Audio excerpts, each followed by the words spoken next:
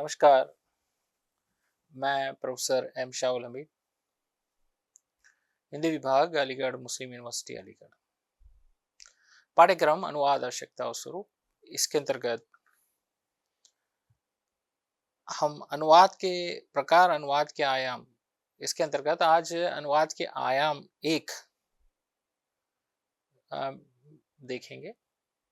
इस पर व्याख्या होगी। तो आयाम जैसे बात हो रही है, तो मेरे पिछले व्याख्यान में हमने व्याख्यान अध्याय 2 में कुछ हमने बात की है और उसका जो है विस्तृत रूप है। तो ये मत समझिए कि ये वहां जो कहा गया है वो एक सीमित रूप से कहा गया, यहाँ पे विस्तार रूप से मैं कहने वाला हूं। अनुवाद केवल दो भाषाओं के बीच की भाषाई खाई नहीं है, बल्कि उनके बीच संवाद का एक माध्यम भी है। अनुवाद केवल जानकारी या सत्य का स्थानांतरण नहीं है, बल्कि उन भाषाओं की संस्कृति के बीच का आदान प्रदान भी है। संवाद की आवश्यकता के कारण अनुवाद का निर्माण हुआ है, लेकिन आज इस देश में ज्ञान का उपहार होने के नाते अनुवाद की प्रकृति और क्षेत्र में बदलाव आया है। इसकी भूमिका भी बदल गई है। आज ये अनिवार्य हो गया है।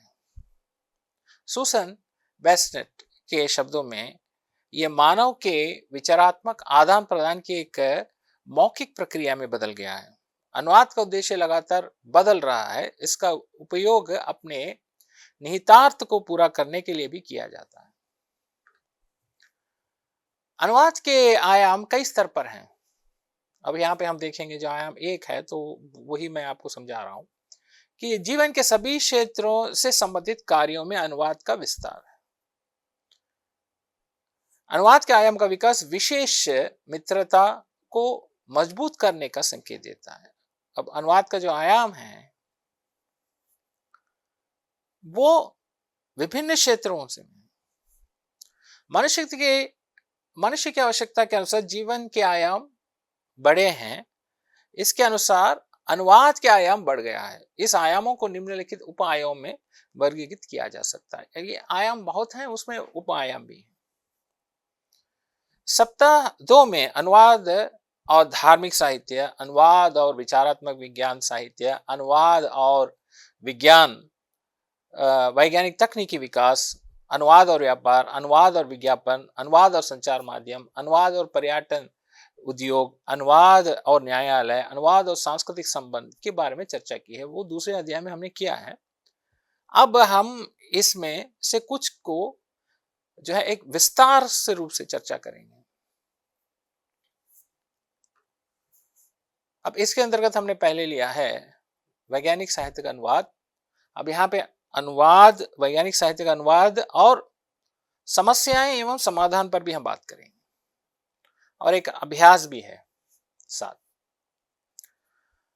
अंग्रेजी के प्रसिद्ध समीक्षक आई.ए. रिचर्ड्स जब भाषा और साहित्य के संबंध का वर्णन करते हैं तो भाषा के दो प्रमुख उपयोगों का उल्लेख करते हैं। एक भाषा का वैज्ञानिक उपयोग और दूसरा भाषा का भावनात्मक उपयोग। भाषा के वैज्ञानिक उपयोग में एक वस्तु को इंगित किया जाता है या एक सिद्धांत का वर्णन किया जाता है। भावनात्मक उपयोग में वे मन की स्थिति और मनोदशा को व्यक्त करते हैं या पाठक को भावनाओं से उत्तेजित करते हैं और उसे स्वाद का अनुभव कराते हैं। इस प्रकार भाषा के इन दो उपयोगों का उद्देश्य भिन्न है और इसी कारण इन दोनों भाषाओं में विशिष्टता है। क्रियात्मक और उद्देश्य आधारित संदर्भ में भाषा प्रकार देखे जाते हैं। वास्तव में ये भिन्न विषयों या कार्यों से संबंध में उपयोग किए जाने के कारण अपने विशिष्ट रूपरेखा प्राप्त करते हैं। इन्हें उपयोग कहा गया है। वास्तव में उपयोग एक शैली है।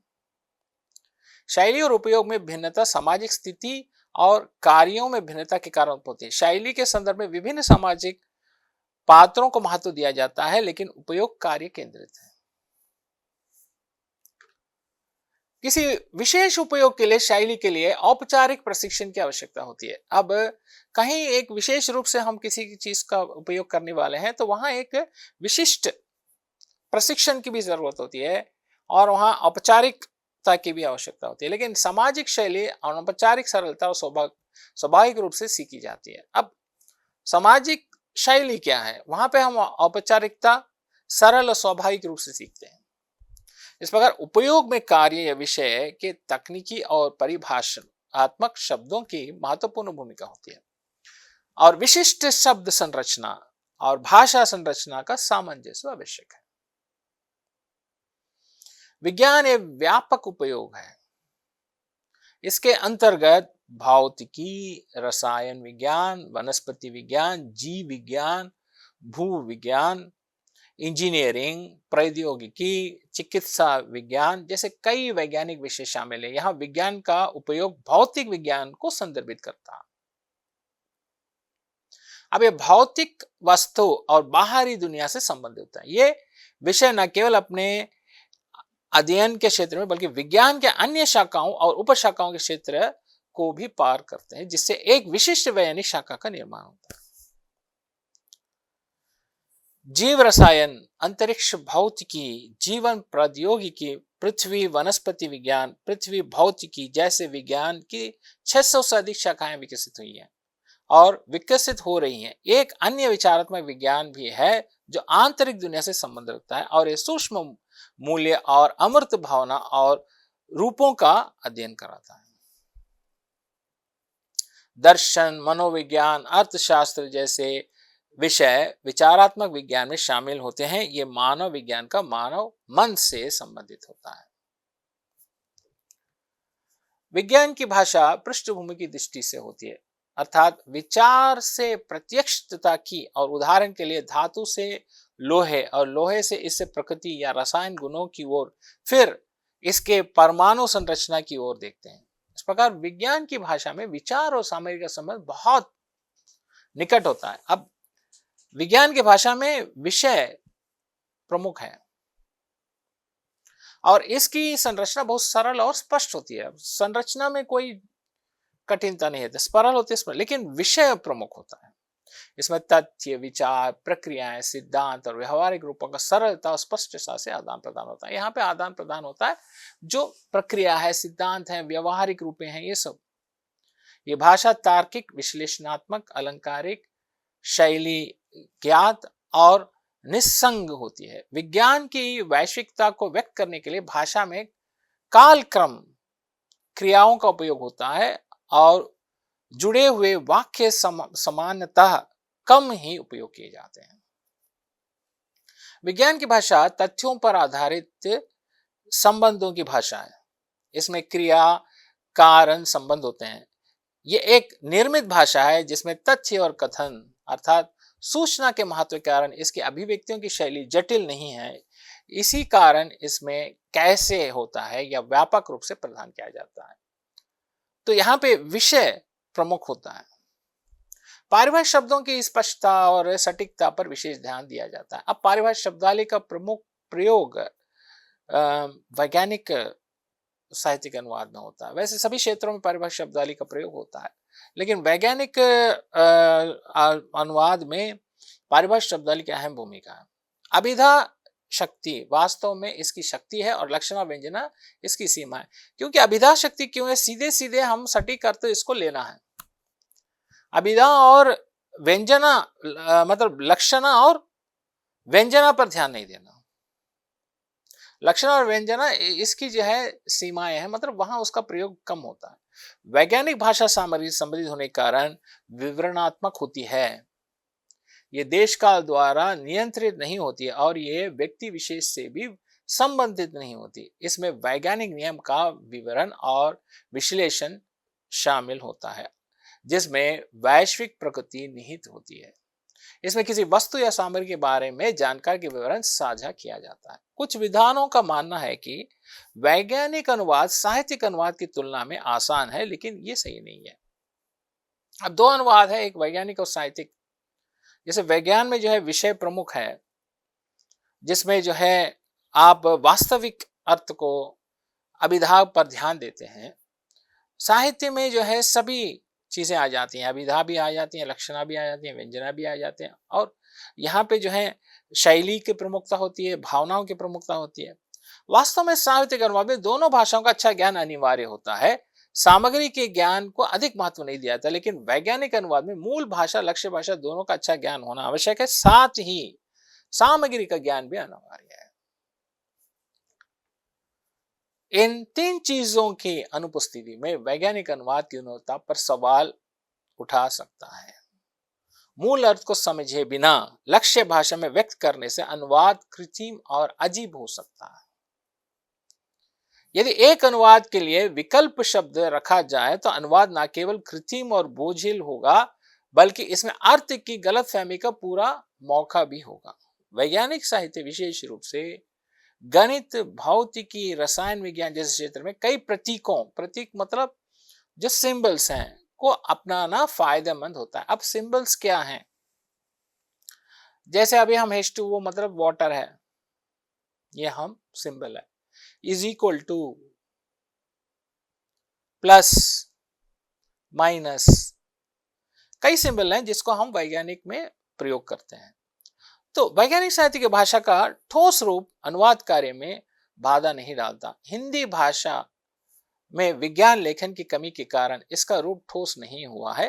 हिंदी में लिखित वैज्ञानिक साहित्य इसके अनुदित रूप में अधिक प्रकट होता है, मूल पाठ नहीं। अब यहाँ पे क्या है कि भारत में जो विज्ञान से संबंधित पाठ उतने नहीं है, क्योंकि हम जो तकनीक ले रहे हैं वो तकनीक अंग्रेजी में है और उसको समझने की क्षमता है भारतीयों में, तो वहां उसकी जरूरत उतनी नहीं हो रही है। अब जो है वो उसमें, और अब जैसे हम कह रहे हैं कि हिंदी में इसका अनुवाद चाहिए या हिंदी में पाठ्यक्रम चाहिए जो विज्ञान से संबंधित है, इस पर अभी जो है सरकार द्वारा उस पर ध्यान दिया जा रहा है। मतलब ज्यादा नहीं है, कम है। इसमें उपयोग किए गए शब्द, वाक्यांश, वाक्य संरचना सामान्यतः हिंदी संरचना के अनुसार व्यवस्थित नहीं है की गई है। वैज्ञानिक क्षेत्र में हिंदी भाषा के पारंपरिक रूप के पीछे हटने का कारण अनुवाद में कठिनाइयां होती हैं। पारिभाषिक शब्दावली में जो शब्दकोश वैज्ञानिक साहित्य की नींव है, संपूर्ण वैज्ञानिक विचार और लेखन इसमें आधारित है। विज्ञान और तकनीकी शब्दावली आयोग ने लाखों शब्दों का निर्माण किया, लेकिन अभी भी कई शब्दों के कई अर्थ हैं। अब विज्ञान में क्या है, विज्ञान साहित्य में अर्थ एक ही होनी चाहिए, लेकिन क्षेत्र के हिसाब से बदल रहे हैं। क्षेत्र के हिसाब से उसका अर्थ बदल रहा है। शब्दकोश बनाने का कार्य 400 वर्ष से चल रहा है, लेकिन अभी भी इन शब्दों का स्तरीकरण नहीं हो पाया।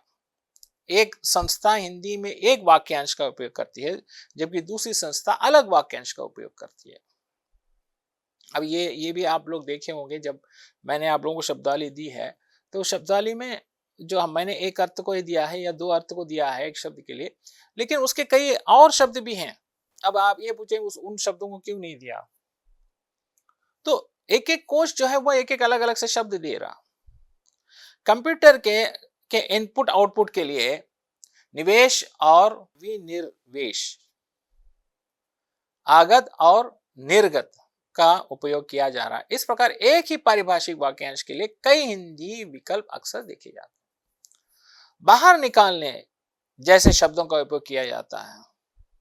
इस प्रकार एक ही परिभाषा के लिए हिंदी संक्षेप उपलब्ध है, लेकिन उच्चतम न्यायालय ने 2004 में दिए गए निर्णय में विज्ञान और तकनीकी शब्द के लिए आयोग द्वारा निर्धारित शब्द का उपयोग करना निर्देश दिया गया है। अब आउटपुट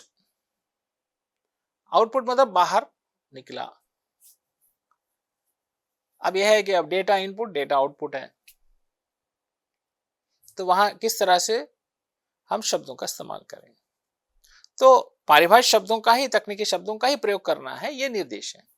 कुछ शब्दों का व्यापक रूप से उपयोग नहीं किया गया या इसके लिए कोई प्रयास नहीं किया गया, ये उल्लेखनीय है। इसमें अपनी भाषा में व्यापक रूप से उपयोग किए जाने वाले शब्दों को के उचित उपयोगों को प्रदान करना चाहिए। अन्य भारतीय भाषाओं के शब्दों को अपनाना आवश्यक होने पर भी विदेशी भाषाओं के शब्दों के भारतीकरण करना और शब्द निर्माण के माध्यम से नए शब्दों का निर्माण करना आवश्यक है। अब यहाँ पे हमने पहले देख चुके हैं, एक अध्याय में हमने पारिभाषिक शब्दावली पे मैंने बात किया है।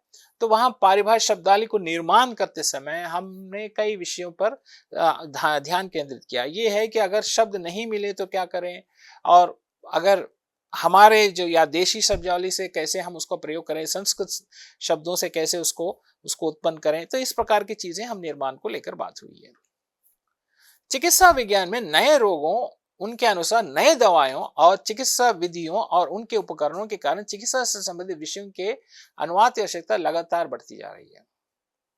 इसके साथ ही उपलब्ध साहित्य का अध्ययन और संपादन नियमित रूप से किया जा रहा है। इसे अपडेट किए जा रहे हैं और वैज्ञानिक साहित्य के अनुवाद में समानता और मानकीकरण जारी है। यदि उच्च गुणवत्ता का शोध साहित्य हिंदी भाषा में प्रकाशित किया जाए और उसका व्यवहारिक उपयोग हो तो वैज्ञानिक हिंदी भाषा में काम करने के लिए प्रेरित होंगे। तो अब विकास तो बहुत तेजी से हो रहा, जैसे अभी हम 4G पे बात कर रहे हैं, 5G पे बात कर रहे हैं। विकास बहुत तेजी से हो रहा है हर क्षेत्र में, वो चाहे चिकित्सा को लेकर हो या इंजीनियरिंग को लेकर हो या मैकेनिकल को लेकर हो, हर जगह पे तो बेहद तेजी से बढ़ रहा है। लेकिन शब्दावली की कमी पड़ रही, नए नए खोज हैं, नए नए शब्द निकाल रहे हैं, जो खोज रहे हैं वो शब्द निकाल रहे हैं, वो अपनी भाषा में निकाल रहे हैं अपनी खोज के अनुसार। जब उस तकनीक को हम लेते हैं तो हमारे शब्द चाहिए। तो इसे हिंदी भाषा में तकनीकी शब्दों का उपयोग स्वाभाविक रूप से बढ़ेगा, भाषा का विकास होगा, क्योंकि भाषा का उपयोग ही इसे विकसित करता है। प्रयोगशाला नहीं है, इससे भारतीय लोगों की वैज्ञानिक क्षमता बढ़ेगी, वैज्ञानिक लेखन में विशिष्टता आएगी और इसकी विशिष्टता बढ़ेगी। अब यह है कि जब ये सब आएगा तो इसका प्रयोग बढ़ेगा, तो ये प्रचलित होंगे। तो वैज्ञानिक अनुवाद की अपेक्षा की जाती है कि वो भाषा विशेषज्ञ और विषय विशेषज्ञ दोनों हों। ऐसे स्थिति में संयुक्त अनुवाद विधि की अपेक्षा की जाती है। तो अब यहां पे आप क्या करें, कैसे इस समस्याओं का समाधान करें। जैसे हमने वैज्ञानिक देखा, अनुवाद के बारे में समझा, तो वहां की समस्याएं, उसका समाधान हम कैसे निकालें। जब विषय विशेषज्ञ अनुवाद करता है तो भाषी विशेषज्ञ इसे सुधार और संपादन कर सकता है। जब भाषी विशेषज्ञ अनुवाद करता है तो विषय विशेषज्ञ इसे फिर से समीक्षा और संपादन कर सकता है। वैज्ञानिक अनुवाद में पाठकों का ध्यान आकर्षित करना आवश्यक है। इसके लिए पाठकों को 3 श्रेणी में वर्गीकृत किया जाता है: विषय विशेषज्ञ, सामान्य पाठक और बाल पाठक। अब हर एक क्षेत्र में पाठकों में अंतर है। किसी को उसकी जानकारी एक विशेष रूप से चाहिए, किसी को सामान्य जानकारी चाहिए, किसी को जो है ये एक जैसे उसका कोई वो नहीं है, बस ऐसा ही उसका ज्ञान है। आज का समय मुख्य रूप से विज्ञान और तकनीकी युग है। विज्ञान के क्षेत्र में निरंतर अनुसंधान, अध्ययन और लेखन हो रहा है। इसके लिए अंग्रेजी और दुनिया की अन्य प्रमुख भाषाओं में विज्ञान और तकनीकी साहित्य का निर्माण हो रहा है। इस संदर्भ में हमें जागरूक रहना चाहिए, लेकिन हिंदी के विज्ञान से संबंधित साहित्य की कमी है। इसके बाद मुख्य विशेषज्ञों को अपनी भाषा में अधिकार नहीं है। यह समझना आवश्यक है कि हिंदी भाषा में विज्ञान से संबंधित साहित्य की कमी है और इसके बाद प्रमुख विशेषज्ञों के पास अपनी भाषा में कौशलता नहीं है, तो और भाषा विशेषज्ञों के पास तकनीकी विषयों का ज्ञान नहीं है। तो अगर हमारी कुछ कमियां हैं तो हम उसका विकास नहीं कर पाएंगे। इसलिए हमारी कमियों को हमें दूर करना है। एक तो विशेषज्ञ बनना है, शब्दावली को बढ़ाना है और भाषा में विशेष होना है। हिंदी भाषा में इस साहित्य को लाने के लिए अनुवाद से संबंधित समस्याओं को हल करने के लिए गहराई से सोचना और शोध करना आवश्यक है। यदि दोनों भाषाओं की संरचना और शीर्षक से संबंधित तकनीकी शब्दों का ज्ञान हो और उनका अर्थ स्पष्ट हो तो विज्ञान साहित्य का अनुवाद बेहतर रूप यहाँ तक हमने देखा कि वैज्ञानिक अनुवाद क्या है, वैज्ञानिक अनुवाद की समस्या क्या है और उसका समाधान हम कैसे दे सकते हैं। ये अनुवाद के आयाम के अंदर हमने देखा है वैज्ञानिक साहित्य को लेकर। ऐसे हमारे और 4 व्याख्यान हैं, मतलब इसके बाद और 3 व्याख्यान हैं। अब हम एक वैज्ञानिक साहित्य के अनुवाद का उदाहरण देखेंगे, इसको कैसे अनुवाद किया गया है। एक पैराग्राफ है, वैज्ञानिक साहित्य पर आधारित है, अंग्रेजी से अनुदित। अब और उसका संशोधित पाठ। अब पाठ क्या है? The world health organization has defined drug dependence as a state of psyche मतलब मेंटल और फिजिकल बॉडीली डिपेंडेंस और both on a drug arising in a person following administration of that on a periodic or a continuous basis. Drug dependence can be substituted for addicting since it covers all the drugs which gives rise to desire or need for repeated administration. अब यहाँ पे क्या है? Periodic or continuous basis. Drugs dependent can be substituted for addiction since it covers all the drugs which gives rise to desire or need for repeated administration. अब यहाँ पे ये एक पूरा पैराग्राफ है, इसका अनुदित पाठ क्या है? विश्व स्वास्थ्य संगठन ने, वर्ल्ड हेल्थ ऑर्गेनाइजेशन, औषधि निर्भरता के मानसिक अथवा शारीरिक अवस्था अथवा दोनों की निर्भरता के रूप में परिभाषित किया है। अब यह मानसिक और शारीरिक, मानसिक मतलब साइकी, मेंटल, फिजिकल, बॉडीली। तो अवस्था पर दोनों की निर्भरता के रूप में परिभाषित किया है। इसमें उसको डिफाइंड किया है, एज डिफाइंड। औषधि निर्भरता व्यसन के लिए प्रतिस्थापित हो सकती है क्योंकि ये उन सभी औषधियों का आवरण करती है जो आवृत्तिजन्य आचरण, दोहराई गई व्यवस्था की अच्छा अथवा आवश्यकता में व्याप्त है। तो इसका ये अनुवाद है, इसका संशोधित पाठ भी है। विश्व स्वास्थ्य संगठन ने औषधि निर्भरता की परिभाषा इस प्रकार की दी है: समय समय पर या लगातार औषधि लेने के परिणाम स्वरूप किसी व्यक्ति में उस औषधि के लिए मानसिक या शारीरिक अथवा दोनों तरह की निर्भरता की स्थिति पैदा होना है। औषध निर्भरता धीरे धीरे व्यसन का रूप ले लेती है क्योंकि इसमें वो सभी औषध आ जाते हैं जिनको बार बार लेने की इच्छा या आवश्यकता होती है।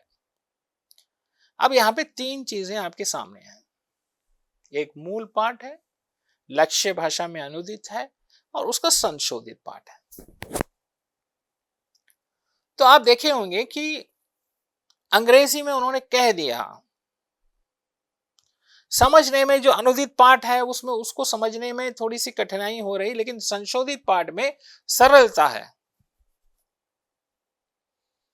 भाव तो निकल गए, जो भाव हमें चाहिए, जो विषय था वो विषय निकल गया। वैज्ञानिक के अनुवाद में क्या है? विषय की जरूरत है। अब यहां पे अभिव्यक्ति की जरूरत नहीं, लेकिन विषय हमारे सामने आ गया है। तो एक अभ्यास है, मैंने इसको दिया है आप लोगों को। मैं इस पर ज्यादा विवेचन नहीं कर रहा हूं, बस एक उदाहरण के रूप में मैं आपको दिया हूं। ये उदाहरण जो है वो अनुवाद विज्ञान की भूमिका कृष्ण कुमार गोस्वामी की है, राजकमल प्रकाशन से, दिल्ली से, पृष्ठ 306 से निकाला है। उपरोक्त उदाहरण में अंग्रेजी पाठ अनुवादित पाठ से अधिक समझने में आने योग्य है। हिंदी में किया गया अनुवाद सहनशील और कृत्रिम रूप से प्रतीत होता है। क्यों? क्योंकि अनुवाद में हमें वो एक स्पष्टता नहीं आई। वास्तव में वैज्ञानिक अनुवाद में अर्थ महत्वपूर्ण होता है। इसमें अर्थ की विश्वसनीय सत्यता और पढ़ने में आसानी को प्राथमिकता दी जाती है।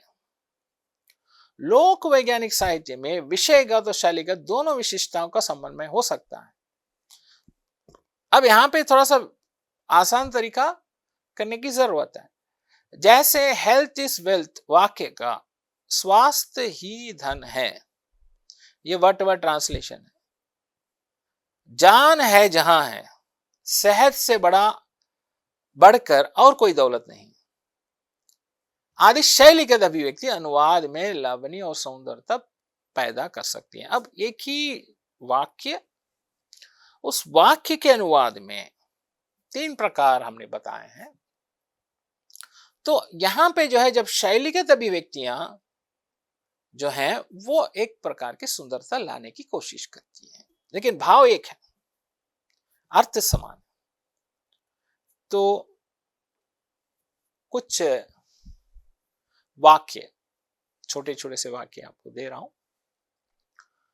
इसको थोड़ा सा आप देख लीजिए। थोड़ा सा आपको अभ्यास करना शुरू हो गया, एक हद तक आप थोड़ा सा समझ जाएंगे। जैसे हमारा ये पूरा खत्म होगा, सब व्याख्यान खत्म होंगे, तो तब तक आप थोड़े से अनुवाद करने लगेंगे। और ये हमारा जो ये व्याख्यान है, ये आवश्यकता और उसका स्वरूप को ही हम समझ रहे हैं, साथ साथ थोड़ा सा अभ्यास है। तो ये इसकी आवश्यकता आप जानेंगे, और फिर इसमें आप, और एक और बात है, जितना आप अभ्यास करेंगे उतने कुशल अनुवादक हैं। तो मैं प्रारंभ कर रहा हूं, आपके पास करना शुरू कर दिया। जैसे शब्दावली दिया, फिर अभी एक उदाहरण दिया हूं, अब मैं आपको जो है वाक्य दिया हूं, कुछ में शब्द दिया हूं। तो ये थोड़ा सा आपका अभ्यास करेगा। तुम्हारा दोस्त कौन है? Who is your friend? वो स्कूल में है, शी इज एट स्कूल। मौसम आज बहुत अच्छा है, the weather is very nice today. मैंने आज एक नई किताब पढ़ी, I read a new book today. क्या तुम्हें चॉकलेट पसंद है? Do you like chocolate? बाहर बारिश हो रही है, इट इज रेनिंग आउटसाइड। मुझे चित्र बनाना पसंद है, आई एंजॉय ड्रॉइंग पिक्चर्स। तुम कितने साल के हो? How old are you? वह स्कूल के बाद खेलता, ही प्लेस आफ्टर स्कूल। मेरे दोस्त ने मुझे एक उपहार दिया, my friend gave me a gift. कृपया चुप रहें, प्लीज बी क्वाइट। आज मेरा जन्मदिन है, टुडे इज माई बर्थडे। मेरी बहन बहुत बुद्धिमान है, my sister is very intelligent. क्या तुम किताबें पढ़ना पसंद करते हो? Do you like to read books? मैंने अपने पालतू कुत्ते को खिलाया है, आई फेड माई पेट डॉग।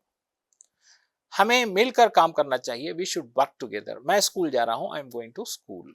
तो आज के व्याख्यान में हमने अनुवाद के आयाम के अंतर्गत वैज्ञानिक अनुवाद पर हमने देखा, उसके समस्या समाधान देखा, फिर उसका एक अभ्यास भी देखा, फिर कुछ शब्दावली भी देखी। संदर्भ पुस्तक एवं ग्रंथ एवं प्रकाशन के रूप में अनुवाद विज्ञान सिद्धांत प्रविधि भोलानाथ तिवारी, अनुवाद विज्ञान की भूमिका कृष्ण कुमार गोस्वामी, वेबसाइट पर उपस्थित अन्य प्रकाशन, इन सब से उदाहरणों को लिया, विषयों को लिया गया है, सामग्री को लिया गया है, इसमें जोड़ा गया है, उसे प्रस्तुत किया गया है ताकि मेरा व्याख्यान सरल हो। उस पर मैंने और व्याख्यान दी है ताकि सरलता से आप समझ सके। तो ये मेरा व्याख्यान सफल रहेगा, ये आशा है, और आप लोग अच्छी तरह समझे होंगे, ये भी मेरी आशा है। आज का व्याख्यान ही समाप्त। धन्यवाद, नमस्कार।